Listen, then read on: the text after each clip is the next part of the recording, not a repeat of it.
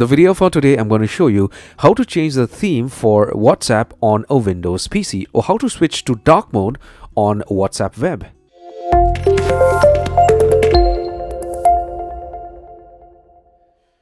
So the first thing is get onto whatsapp.com. Of course, this is the website for logging into your account on WhatsApp web. So you scroll down a bit out here and you get right down to the bottom.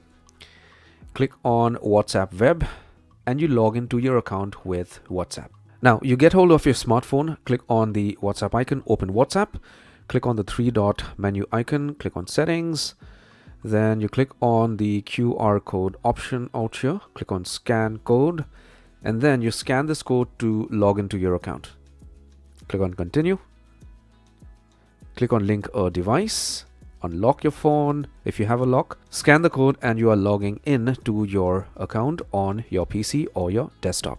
So once you're completely logged into WhatsApp on WhatsApp web, here you click on the settings gear icon, click on chats, and then you click on theme.